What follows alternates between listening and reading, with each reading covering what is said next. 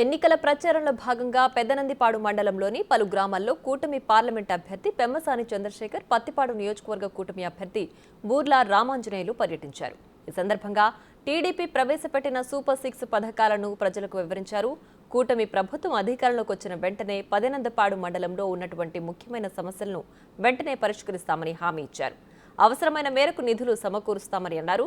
రాబోయే ఎన్నికల్లో కూటమి అభ్యర్థులను భారీ మెజారిటీతో గెలిపించాలని పిలుపునిచ్చారు.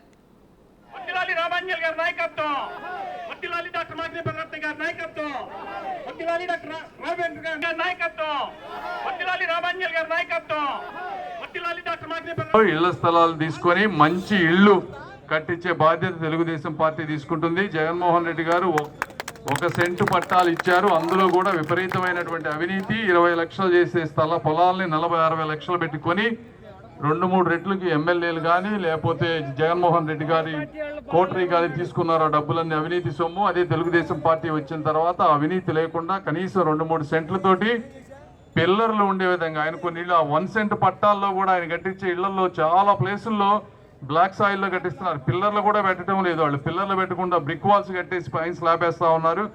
ఆ బ్లాక్ సాయిల్ కానీ రేపు కుంగిపోతే 5-6 ఏళ్లలో అవి కానీ పడితే చూడ చాలా ప్రాబ్లం ఉంటుంది. కానీ తెలుగుదేశం పార్టీ వచ్చాక 2 సెంట్ల స్థలంలో పిల్లర్లతోటి మంచి ఇళ్ళు కట్టించే బాధ్యత మేమిద్దరం తీసుకుంటాం. దానికి అవసరమైన ఫండ్స్ స్టేట్ గవర్నమెంట్ కానీ సెంట్రల్ గవర్నమెంట్ కానీ లేకపోతే ఒక్కొక్క ఇళ్ళని ఒక్కొక్క యూనిట్ లాగా తీసుకొని ఒక ఎన్ఆర్ఐకి అటాచ్ చేసి వాళ్ళు ఒక 2 లక్షలు కనుక ఇవ్వగలిగితే వాళ్ళ పేరు పెట్టుకునే విధంగా చేసి ప్రతి పేదవాడికి ఈ చుట్టుపక్కల ప్రాంతంలో ఇల్లు ఉండే విధంగా చేసే బాధ్యత మేము తీసుకుంటామని మీ అందరికీ తెలియజేసుకుంటూ మీ అపూర్వ అభిమానానికి కృతజ్ఞతలు తెలుపుకుంటూ సెలవు తీసుకుంటాను.